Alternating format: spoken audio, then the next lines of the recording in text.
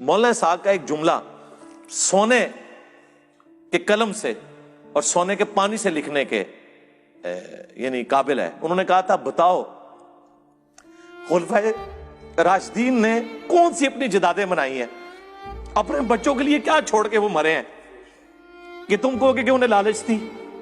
پوری زندگی چٹائی پہ حضرت عمر سوتے رہے مسجد کے اندر, اپنے بچے کو خلیفہ نہیں نامزد کیا, لوگوں نے اعلیٰ کے مشورے دیے ہیں, حضرت ابو بکر نے اپنے بچوں کو خلیفہ نامزد نہیں کیا. پوری زندگی کس برسی میں ایک اسلام کے غالب ہونے تک ساری تکلیفیں لالا سے اٹھائیں, جب اس کا فروٹ کھانے کا وقت آیا ہے اس وقت بھی جنگوں کی مصیبت کاٹ رہے ہیں. بوڑھے وقت میں تو انسان آرام کرتا ہے.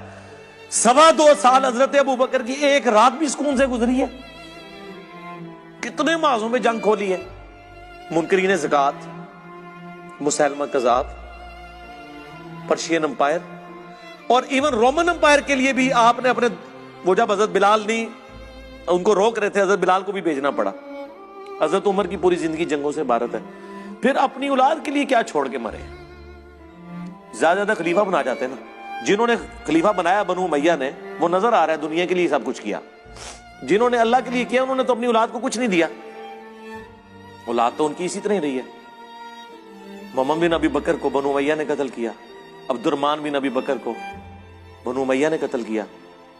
ویسے تو کہتے ہیں جی حضرت ابو بکر کی جو اولاد سے ہیں امام جعفر, ٹھیک ہے, تو یہ بتاؤ نا امام جعفر حضرت ابو بکر کی اس اولاد سے ہیں کہ جس اولاد کو بنو امیہ نے قتل کروایا ہے. محمد بن ابی بکر اگلی گل نہیں دستے, ادھی گل دستے نے. اس کو تو آپ درست ہی نہیں سمجھتے. یعنی اس سے مراد میں ناسبیوں کو کہہ رہا ہوں, اور ہمیں دوز لگاتے ہیں جی جو ائمہ تھے اہل بیت کے وہ تو حضرت بکر کی اولاد میں. کیڑی اولاد؟ وہ اولاد جی دی پرورش مولا علی نے کی تھی. محمد بن